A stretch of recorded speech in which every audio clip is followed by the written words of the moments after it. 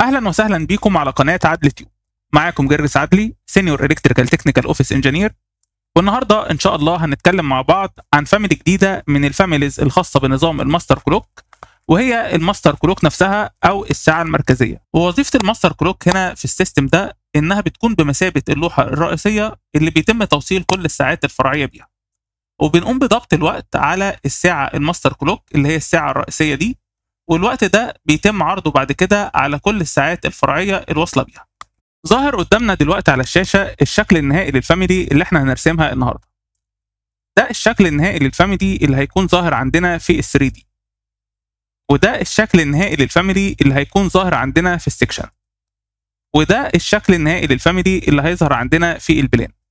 ومن ضمن الاوبشنز اللي احنا هنتعلمها في الفاميلي دي، زي ما انت شايف كده الشكل ال2 دي ده ظاهر فيه الحروف اللي هي ام وسي. هنقدر نتحكم في اتجاه الدوران الخاص بالحروف من خلال البارامتر اللي احنا هنضيفه اللي هو اسمه الفليب بارامتر، وهنتعلم مع بعض ازاي نضيف البارامتر ده. برضو من ضمن الاوبشنز اللي احنا هنستخدمها، زي ما انت شايف كده ظاهر عندنا هنا في البلان الشكل ده اللي هو الشكل المستطيل اللي جواه الحروف ام وسي. ده هيكون ظاهر عندك في حاله ان الديتيل ليفل هيكون ميديوم، او لو خليت الديتيل ليفل كورس. لكن لو خليت الديتيل ليفل فاين هيظهر عندك هنا الشكل ده اللي هو شكل الساعه في ال 3 دي.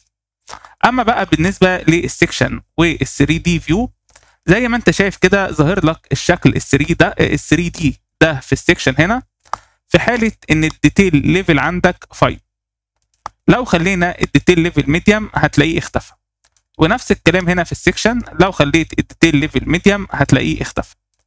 هرجعهم تاني فاين، وطبعا هنتعلم ازاي نقدر نعمل كل الاوبشنز دي اثناء ما احنا شغالين مع بعض في الفيديو بتاعنا. تعالوا بينا بسرعه علشان ما نضيعش وقت، هندخل على الداتا شيت الخاص بالماستر كلوك علشان نعرف الدايمنشن بتاعتها. الفاميلي بتاعتنا النهارده فيها عدد كبير من التفاصيل وفيها عدد كبير من الافكار اللي هنتعلمها مع بعض واحده واحده اثناء ما احنا شغالين مع بعض في الفيديو. تعالوا بينا ندخل على الداتا شيت، وبعدها هنرجع مره تانية لبرنامج الريفت علشان نرسم مع بعض الفاميلي بتاعتنا خطوه بخطوه.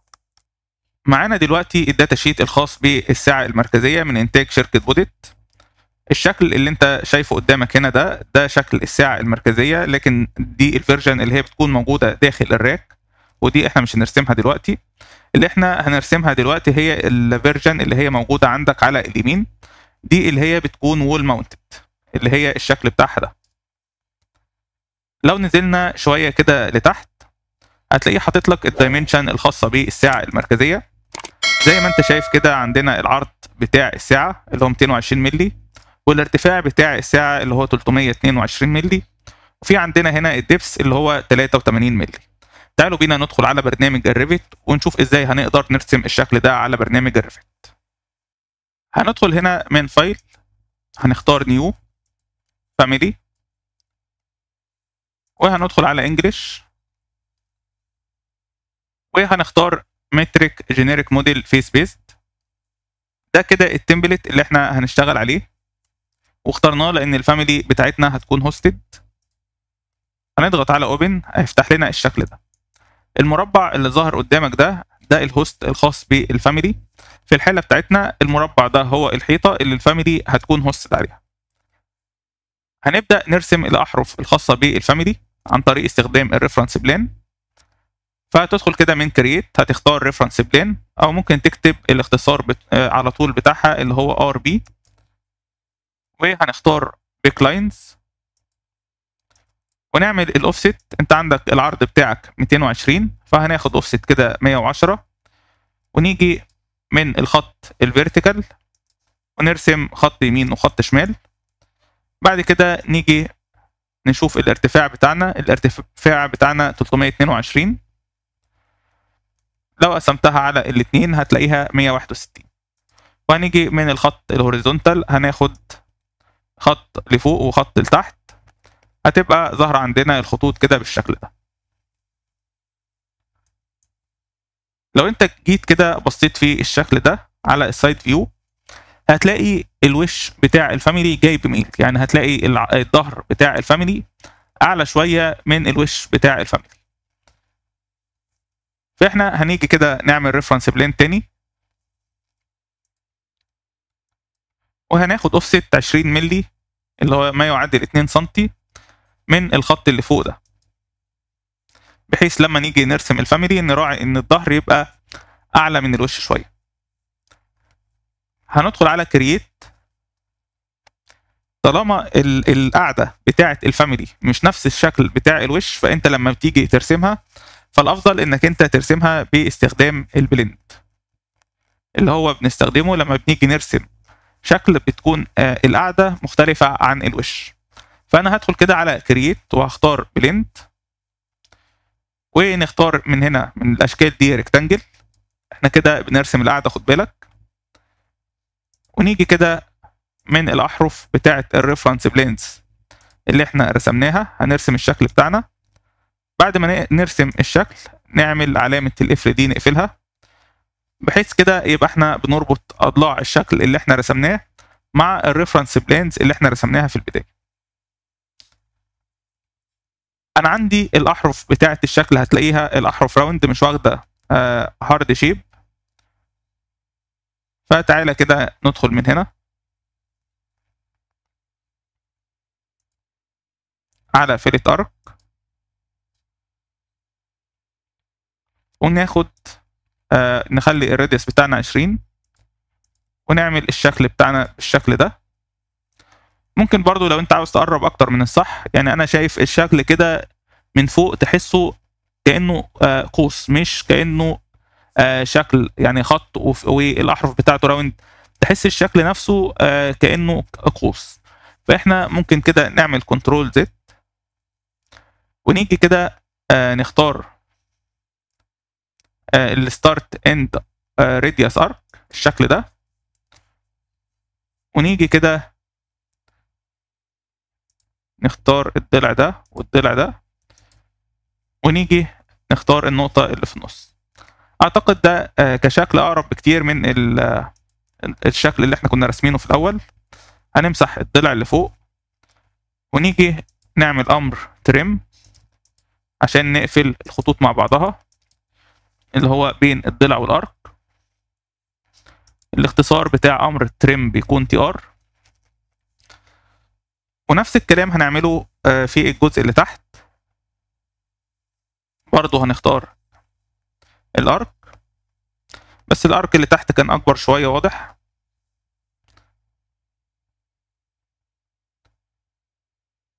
ممكن نيجي كده بالشكل ده ونعمل امر تريم.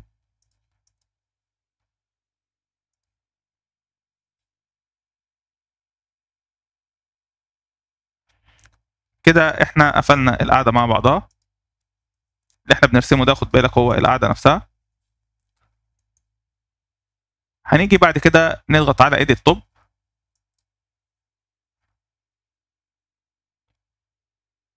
وناخد الشكل بتاعنا اللي هو الشكل الريكتانجل او المستطيل، او ممكن برضو ناخد بيك لاينز. هختار انا بيك لاينز وهخلي الاوفست 0، وهاجي على الاحرف دي كده هختارها. بعد كده اخلي الاوفست 20 مللي، وهاجي كده اختار الارك اللي فوق، وهاجي اختار الارك اللي تحت برضو. بعد كده نعمل امر تريم بحيث ان احنا نقفل الحدود بتاعه الشكل مع بعضها. كده احنا انتهينا من رسم القاعده ورسم الوش الخارجي. تعالوا بينا نحدد الدبس بتاع الشكل ده كان 83 مللي، فانا هكتب هنا كده 83، وهنضغط على علامه فينيش. تعالى كده نشوف الشكل اللي احنا رسمناه في ال 3 دي. ده كده الشكل اللي احنا رسمناه لو خليناه شيدد عشان يظهر اكتر معانا.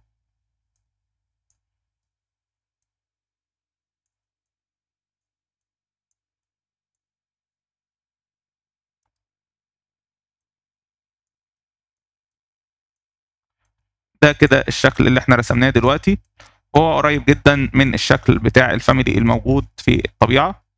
تعالوا بينا نرجع نكمل باقي التفاصيل الخاصة بالشكل. دلوقتي أنا عاوز أرسم الجزء الرصاصي ده اللي هو موجود عندي داخل الشكل. فعلشان نرسمه بحتاج أعمل حاجتين.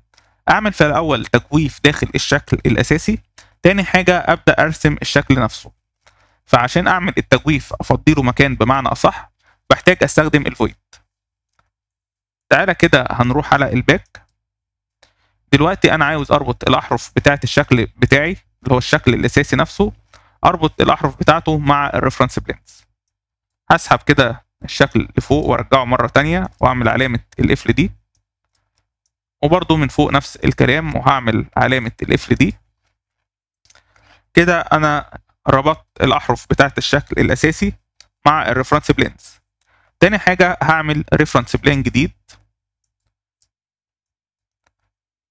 على بعد 20 مللي من الريفرنس بلين ده كده هيبقى البوتوم بتاع الفويد اللي انا هرسمه. وهسمي الريفرنس بلين ده 1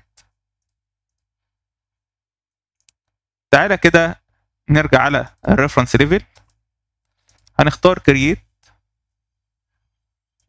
وهنختار الورك بلان بتاعنا سيت ورك بلان، ونختار الريفرنس بلان 1 وهنضغط على اوكي.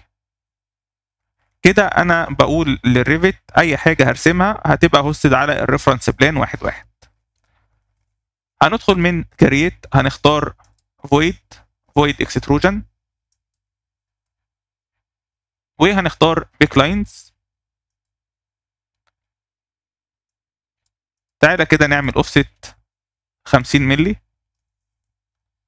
ونيجي نختار القوس اللي فوق ده. بعد كده هنعمل الاوفست 30 مللي ونختار الارك اللي تحت ده، وبرضو بنفس الاوفست ده نختار الخط اليمين والخط الشمال. بعد كده هنستخدم امر تريم عشان نقفل الاحرف مع بعضها، ونخلي الاكستروجن اند خليه 20 مللي وهنضغط على فينيش. ده الشكل كده بتاع الفويد اللي احنا عملناه في ال 3 دي. تعالى كده نرجع على الباك،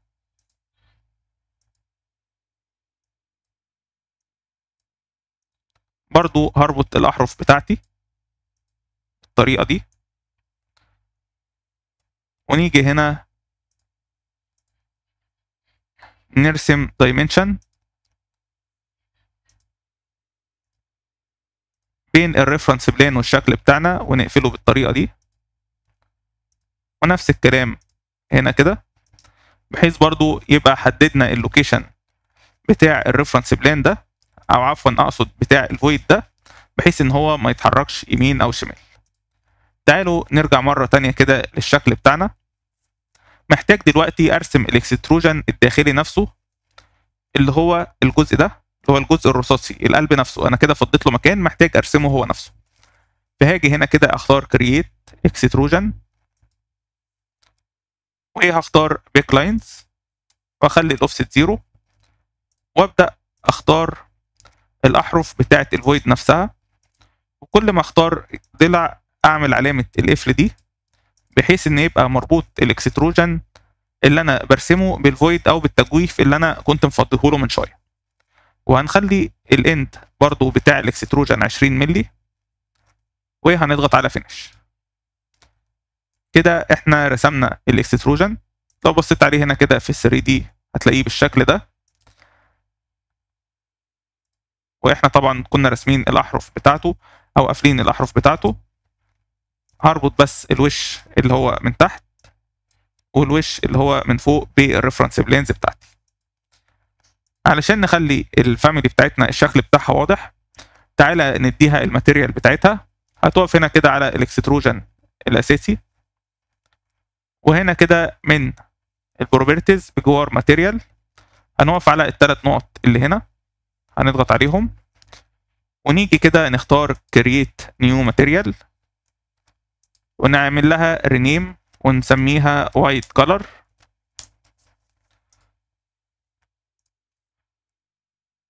وهنيجي من هنا كده نختار اللون الابيض ونضغط على اوكي. هتلاقيها بقت عندك بالشكل ده. والجزء اللي جوه ده تعالى نديله اللون الرصاصي. برضو هندخل على ماتيريال، كرييت نيو ماتيريال،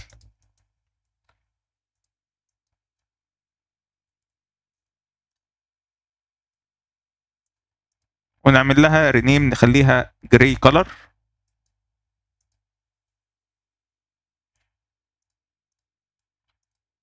ونديها اللون الرصاصي. ممكن اللون ده بس نغمقه شوية، ونضغط على اوكي ثم اوكي. كده ده شكل الفاميلي اللي احنا رسمناها لحد دلوقتي. تعالوا بينا نكمل باقي الخطوات. دلوقتي إيه اللي فاضل لي ارسمه في الفاميلي بتاعتي؟ اللي فاضل في الفاميلي بتاعتنا هي الديتيلز، زي الشاشة، زي الزرار ده الكبير، زي الست زراير الصغيرين دول. وبرضو عاوزين نكتب على الفاميلي بتاعتنا ماستر كلوك. الاشكال اللي احنا قلنا عليها دي عباره عن اكستروجنز، فعشان ارسمها لازم افضلها مكان الاول باستخدام الفويد. بعد كده هرسم الاكستروجن نفسه، فهدخل على كرييت واختار فويد، بعدين فويد اكستروجن، وهاجي كده ارسم المستطيل الاول اللي هو يمثل الشاشه بالشكل ده.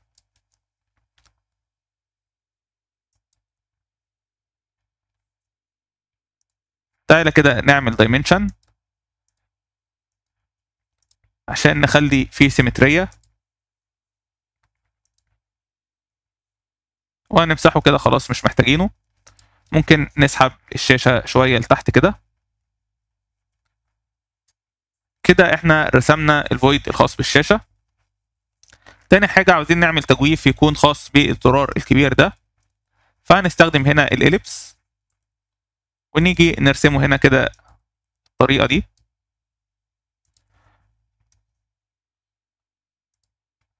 طبعا طالما هو مش مديك دايمنشن فانت بترسمها بشكل تقريبي. كده احنا رسمنا الفويد ده. نيجي بعد كده عاوزين نعمل الزراير الصغيرة، الست زراير الصغيرين، فهنستخدم سيركل.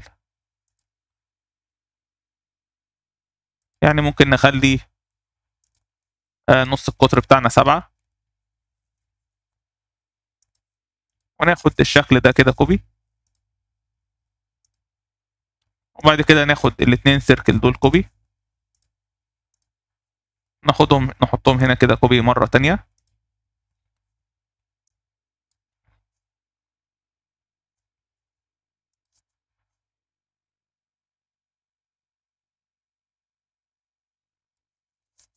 كده احنا رسمنا الزراير بتاعتنا، او التجويف بمعنى اصح اللي هو بتاع الزراير بتاعتنا الموجودة في الفاميلي.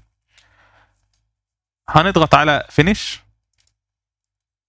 ونروح كده على باك، بحيث ان احنا نربط الحدود بتاعتنا مع الريفرنس بلانز اللي احنا رسمينها سواء كتوب او بوتوم. تعالى كده نبص على الشكل في ال 3 دي. كده احنا عملنا التجويف المطلوب. نرجع مرة تانية على الريفرنس ليفل وهنرسم بقى الشكل نفسه. وناخد بالنا هنا لما نيجي نرسم الاشكال نفسها مش هينفع نرسمهم كلهم مرة واحدة، لان احنا عندنا الشاشة هتاخد الماتيريال بتاعتها اللي هي الازاز. الزرار الكبير واخد ماتيريال باللون الرصاصي، الزراير الصغيرة واخدة ماتيريال باللون الاسود، فبالتالي انا هحتاج ارسم الاشكال دي على 3 مرات. هدخل كده في الاول كرييت اكستروجن ونختار كده ريكتانجل،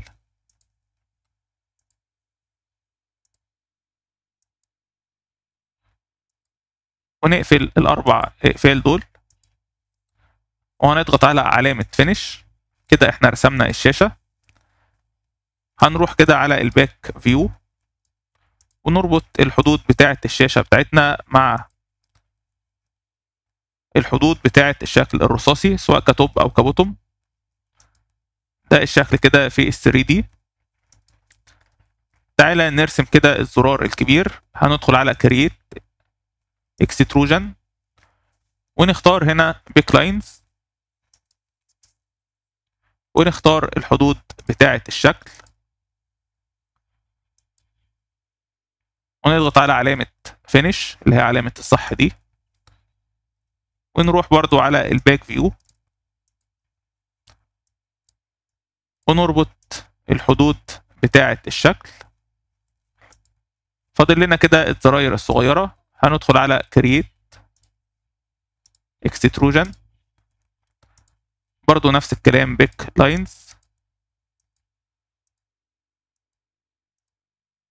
وهنختار الأحرف بتاعة الدوائر اللي احنا كنا رسمينها قبل كده.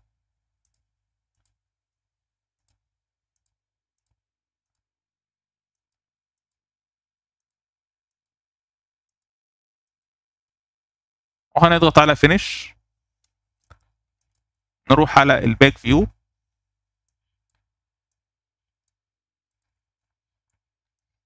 ونربط التوب والبوتوم بتاعة الشكل بتاعنا. نبص كده على الشكل في 3D، الشكل زي ما انت شايف كده. ممكن برضو نعمل حاجة تاني، ممكن نرجع كده للباك ونختار او نعمل ريفرنس بلان تاني، ونخلي الريفرنس بلان ده ناخد له اوفست 2 مللي، ونيجي كده من الوش ده اللي هو اعلى ريفرنس بلان عندنا، وهناخد كده 2 مللي لفوق. ليه انا خدت ال 2 مللي لفوق دول؟ لاني طبيعي يبقى الزراير او التابس دي اعلى من الشكل نفسه عشان تعرف تضغط عليها. وهحرك كده الكونسترين ده، هتظهر لي رساله بتقول لي ريموف كونسترين، هقول له تمام مفيش مشاكل.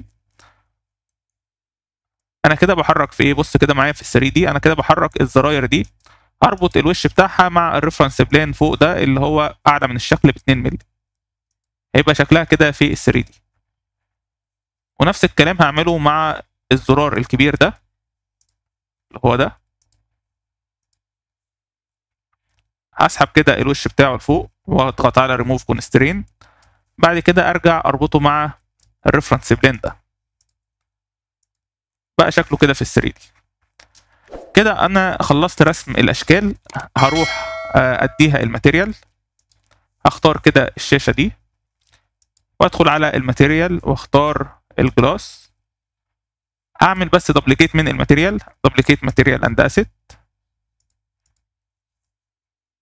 عشان نقلل الشفافيه بتاعه الازاز شويه، واضغط على اوكي.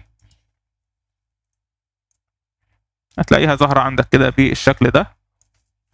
انا ممكن برضو اقلل الشفافيه شويه كمان، هتسحب كده الترانسبيرنسي تقللها عشان انا عاوز اديها يعني لون يكون ازرق شويه بحيث تبقى واضحه عندك.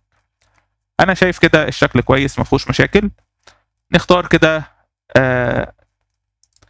الزراير دي وندخل على الماتيريال ونعمل كرييت نيو ماتيريال ونسميها بلاك كولر، وهندي البلاك كولر ده هنديله هنا اللون الاسود، ونضغط على اوكي، بقت ظاهره بالشكل ده. وممكن نخلي عادي الزرار الكبير باللون ده، لو انت حابب تغير اللون مفيش مشكله. دلوقتي اخر حاجه او اخر خطوه هعملها قبل ما انهي الشكل ك 3 دي ونبدا نشوف بقيه الخطوات عندنا في الفاميلي، هي ان هكتب على الفاميلي دي ماستر كلوك. تعالى كده ندخل هنا على الريفرنس ليفل، هندخل على كرييت ونختار موديل تكست ونكتب ماستر كلوك ونضغط على اوكي. هتلاقي كتبها لك كده بالخط الكبير ده. هنعمل edit تايب، وبدل ما هي 152 ممكن نجرب نخليها مثلا 10 ونضغط على ابلاي.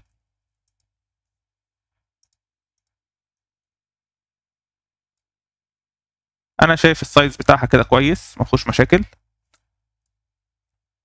الدبس بتاعها بدل ما هو 150 تعالى نخليه 2. نبص كده على شكل الكلمة في ال 3D. الكلمة دلوقتي طبعا هي موجودة، بس الكلمة دي هتلاقيها موجودة هوستد على الريفرنس ليفل أو الريفرنس بلان ده اللي احنا كنا راسمينه، اللي هو 1 1. هعمل كده أمر align واختار أعلى ريفرنس بلان عندي ده، وهعمل align للوش بتاعها مع الريفرنس بلان ده. بعد كده أنا عاوز أربط الوش بتاعها أو البوتوم بتاعها مع الريفرنس ليفل ده، فاجي كده اعمل الاين بيها. هو انا طبعا عملت الخطوه الاولانيه دي عشان اطلع الكلمه لفوق بس مش اكتر، لكن هي المفروض يتعمل لها الاين مع الوش ده بتاع الفاميلي اللي هو الوش الرصاصي. فهاجي كده اعمل الاين، ممكن نقف حتى على الكلمه، نصغر التخانه بتاعتها شويه، نخليها 1 عشان تبقى واضحه عندي. هاجي كده اعمل الاين واختار الريفرنس بلان ده واختار البوتوم بتاع الكلمه، اقف كده واعمل تاب وهقفل كده الكونسترين. نجرب نسحبها لفوق، هتلاقيها مش بتتسحب كده، اتعمل لها الاين بشكل صحيح. نيجي كده الكلمه، احنا طبعا عاملين لها الاين بحيث ان هي ما تتسحبش لفوق، لكن ينفع عادي تيجي يمين وشمال معاك.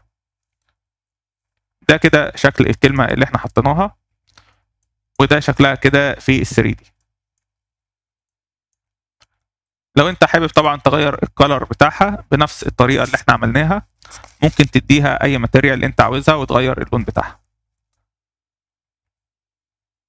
بكده احنا انهينا الرسم بتاع الفاميلي ك 3 دي. تعالوا بينا نشوف باقي الخطوات اللي هنعملها.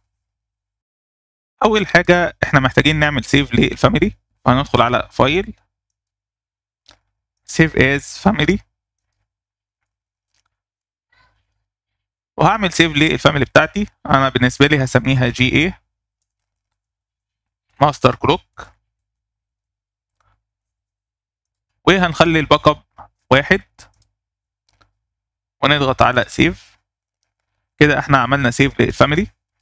الكاتيجوري بتاع الفاميلي لحد دلوقتي الكاتيجوري بتاعتنا جينيريك موديل، فندخل كده على الفاميلي كاتيجوري وهنخليها الكتريك ايكويبمنت، وهنخلي البارت تايب دي هنخليها بدل ما هي بانل بورد هنخليها اذر بانل، وهنضغط على اوكي. هنيجي دلوقتي نضيف الكونكتور.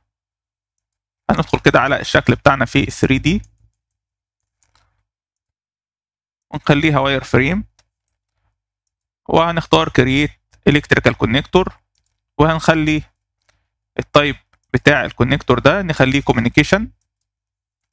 زي كل يعني احنا طبعا كل الحاجات الخاصه بنظام الماستر كلوك احنا خليناها كوميونيكيشن. وهنيجي كده هنختار الوجه الاسفل للشكل، هنقف كده نضغط على تاب. كده احنا اضفنا الكونكتور.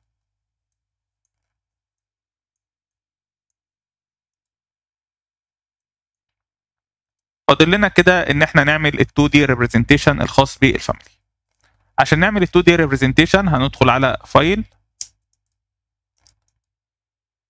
نيو، فاميلي، هندخل على انجلش ونختار متريك ديتيل ايتم ونضغط على اوبن. وهنيجي هنا كده نعمل شكل مستطيل.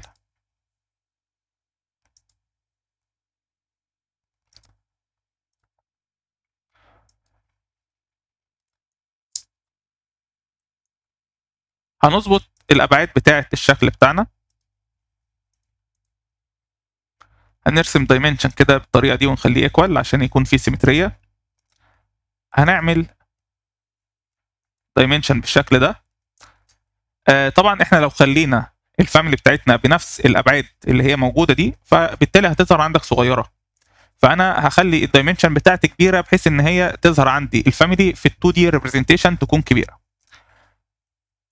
فانا هقف كده هنا على الدايمنشن ده وهخليه بارامتر، اسميه ديبس،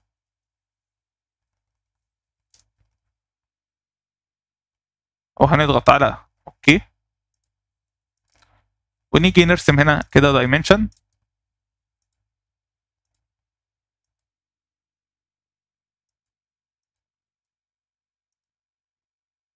وهسميه ويتس، وبرضه هنضغط على اوكي. نيجي كده نكتب الدبس والويتس. انا هخلي الويتس بتاعي هخليه 50 مللي، وهخلي الدبس بتاعي 20 مللي، وهنضغط على ابلاي ثم اوكي. كده احنا رسمنا الشكل بتاعنا اللي هو هيعتبر البانل بتاعتنا، او ده الشكل اللي هيظهر لي زي ما قلنا في ال 2 دي. انا عاوز اخلي دلوقتي الالوان بتاعه الخطوط تكون باللون الاحمر، فهضغط على في او هندخل على الفيزابيليتي جرافيكس. من الاوبجكت ستايل هنضغط على نيو، وهنعمل كاتيجوري جديده نسميها ماستر كلوك، ونخلي الكالر ده بدل ما هو بلاك هنخليه احمر، ونضغط على اوكي ثم اوكي.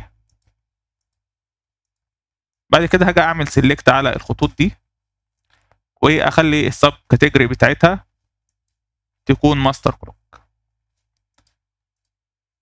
كده احنا رسمنا الحدود بتاعه الشكل. هنعمل سيف للفاميلي بتاعتنا، برضو فايل سيف از فاميلي، ونسميها ماستر كلوك 2 دي عشان تكون مميزة، واخلي الباك اب بتاعها 1 وهضغط على سيف. بعد كده نعمل لود للفاميلي دي داخل الفاميلي الاساسية بتاعتنا، لود انتو بروجكت، واختار اسم الفاميلي بتاعتي اللي هي جي اي ماستر كلوك، وهنضغط على اوكي. انا عاوز الشكل ده يظهر لي فين؟ هعمل لها ديليت، انا مش عاوزها تظهر هنا. انا عاوز الشكل ده يظهر لي لما ابص عليه في البلان. فالبلان يبقى انا هقف كده في الباك فيو، هختار كده باك، هاجي اعمل كده سيلكت على كل حاجه ظاهره لي هنا،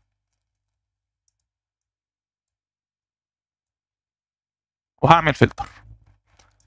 اللي انا هعمله في الفاميلي دي هشيل كده علامه الصح اللي جنب الكتريك ايكوبمنت فويد، وهخلي بس السلكشن على الالكتريك ايكوبمنت، وهضغط على اوكي. بعد كده هنيجي كده عند الفيزابيليتي جرافيكس وتضغط على اديت. انا عاوز اعمل ايه دلوقتي؟ انا عاوز اقول له خلي الشكل ال 3 دي ده ما يظهرش عندي خالص لو انا عندي الديتيل ليفل سواء كورس او ميديوم، ويظهر لي فقط في الفاين. فهشيل كده علامه الصح اللي جنب كورس وميديوم، وهخليه بس علامه الصح دي موجوده في الفاين، وهنضغط على اوكي.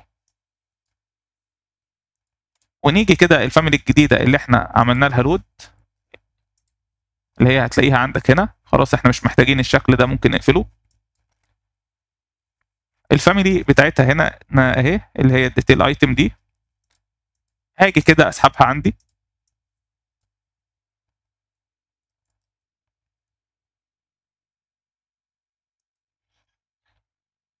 وهقف عليها واعمل برضو نفس الكلام، بس المره دي اخليها العكس، اخليها تظهر عندي في الكورس ومن ميديم، واشيلها في الفايل، وهضغط على اوكي. كده انا رسمت الشكل ده ك 2 دي. فاضل لي كده اكتب الحروف اللي احنا قلنا عليها، اللي هي حرف الام وحرف السي اللي هم اختصار لماستر كلوك. هعمل لود للفاميلي الخاصه بالاحرف حرف الام وحرف السي. هندخل هنا من insert load family، واختار كده الحروف دي حرف الام وحرف السي. هتلاقيني سايب لك في الديسكريبشن الخاص بالفيديو، هتلاقيني سايب لك التو فاميليز دول. غير كده كنا عملنا فيديو مخصوص كنا وضحنا فيه ازاي ممكن نعمل الفاميلي الخاصه بالاحرف، فهسيب لك برضو الرابط بتاعه في الديسكريبشن الخاص بالفيديو عشان ما نطولش وقت الفيديو بتاعنا اكتر من كده. هنسحب كده حرف الام ونعمل له روتيت. تعمل له روتيت وانت بتسحبه بتضغط سبيس. حرف السي نفس الكلام اهو. كده احنا سحبنا الاحرف بتاعتنا. هتقف على الحرف برضو نفس الكلام، هتعمل edit وهتقول مش عاوزه يظهر في الفاين. وحرف برضو الام ده نفس الكلام، هنقول مش عاوزينه يظهر في الفاين، بحيث برضو يكون بيظهر في الكورس والميديم. كده احنا عملنا الحرفين اهو. نيجي كده نسحبهم شويه. انا شايف كده اللوكيشن بتاعهم في الفاميلي كويس.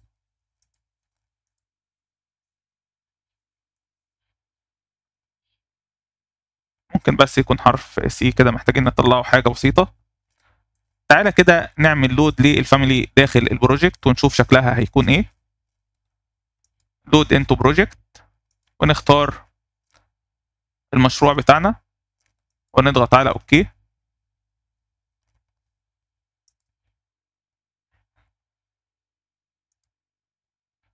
ممكن نمسح كده الفاميلي القديمه.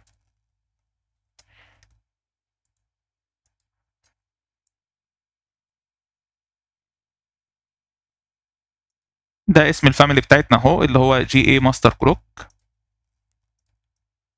هعمل لها دراج اند دروب واختار بليس اون فيرتيكال فيس. كده احنا نزلنا الفاميلي بتاعتنا اهو بالشكل ده. تعال نشوفها كده في السكشن. ده شكل الفاميلي عندك اهو في السكشن، ولو خليتها شيدد هتبقى ظاهره عندك بالشكل ده.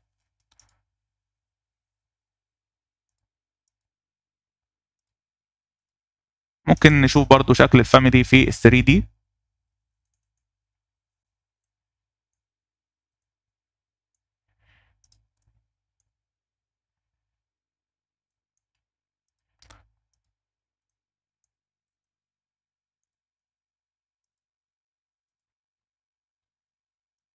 محتاجين بس نظبط السكشن بوكس.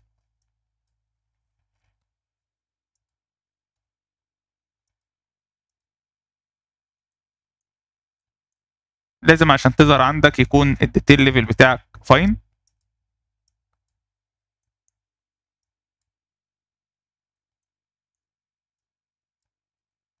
ده شكل كده الفاميلي بتاعتك اهو في ال 3 دي.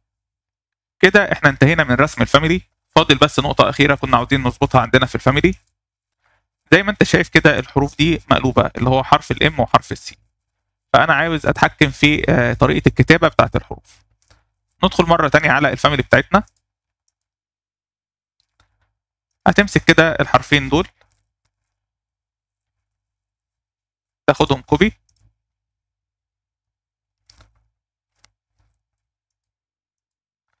بعد كده هنمسك الحرفين هنعمل لهم ميرور،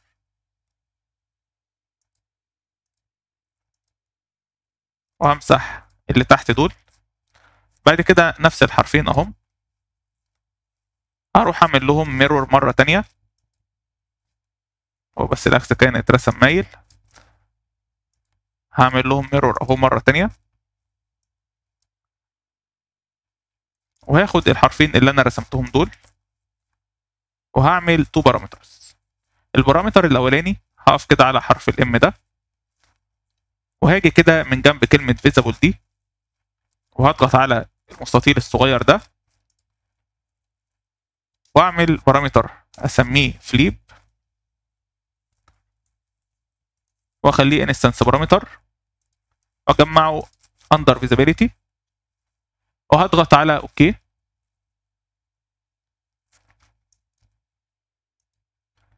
وامسك حرف السي اللي جنبه وهديله نفس البارامتر. بعد كده هاجي هنا على حرف الام ده واعمل له بارامتر جديد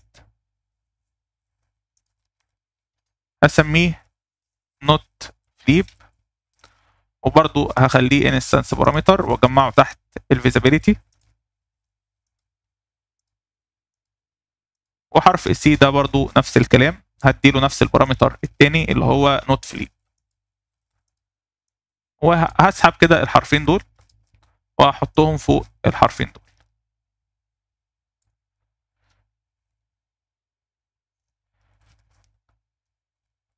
هندخل كده على الفاميلي تايبس. كده انا عندي التو بارامتر، بس انا عندي مشكله واحده، ان انا دلوقتي ممكن يظهر لي الحروف فوق بعضها. وعشان تعرف برضو وظيفه البارامترز اللي احنا يعني عملناها، لو انت كده جيت شلت علامه الصح اللي جنب نوت فليب وضغطت على ابلاي، هي مش هتظهر معاك هنا، هي هتظهر معاك في الفاميلي نفسها. تعالى كده نروح نعمل لود للفاميلي داخل المشروع. الحروف بتاعتك اهي ظاهره فوق بعضها. لو انت جيت هنا كده وقفت على الفاميلي وضغطت على او شلت علامه الصح اللي جنب فليب، هتلاقي ظهر لك الحرفين دول. لو شلت علامه الصح اللي جنب نوت فليب هيظهر لك الحرفين التانيين اللي هما مقلوبين. فدي فيزابيلتي بارامترز، انت بتتحكم في ايه الحروف اللي هي تبقى ظاهره عندك. انا اللي عاوز اظبطه دلوقتي، عاوز اقول له ما تظهرليش الاربع حروف مع بعض عشان ما تبقاش ظاهره عندك في بالطريقه دي، يبقى حرفين بس اللي ظاهرين.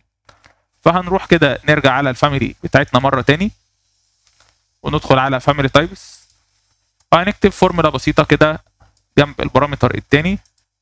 هنكتب كده نوت ونفتح قوس ونكتب اسم البارامتر الاول اللي هو كان اسمه فليب، هنكتب FLIB. كده احنا بنقول له ايه؟ بنقول له لو البارامتر ده اكتف ما تعملش اكتيفيت للتاني، لو البارامتر ده مش اكتف اعمل اكتيفيت للتاني اوتوماتيك. هنضغط على ابلاي ثم اوكي. تعالى نعمل لود كده للفاميلي مره ثانيه داخل البروجكت. هتلاقيها ظاهره عندك اهي بالشكل ده. اقف على الفاميلي ونبص على البارامتر، لو احنا شلنا علامه الصح دي كده هتلاقي اهو رجع لك الاحرف بالطريقه المعدوله. لو ضغطت على البارامتر ده بيقلب لك الحروف، ومفيش امكانيه انك انت تظهر الاربع حروف مع بعض. وبكده نكون انتهينا من رسم الفاميلي بتاعتنا النهارده والخاصه بالماستر كلوك. ده الشكل النهائي للفاميلي في ال 2 دي، وده الشكل النهائي للفاميلي في السكشن، وده الشكل النهائي للفاميلي بتاعتنا في ال 3 دي. وبكده نكون اتعلمنا مع بعض ازاي نقدر نرسم الفاميلي الخاصه بالماستر كلوك. لو عندك اي استفسار اكتبه لي في الكومنتات، ولو عجبك الفيديو ما تنساش تدعمني بلايك وشير واشترك في قناه عدل تيوب علشان يوصل لك كل الجديد في عالم الريفيت والبيم. بشكركم على متابعتكم والى اللقاء.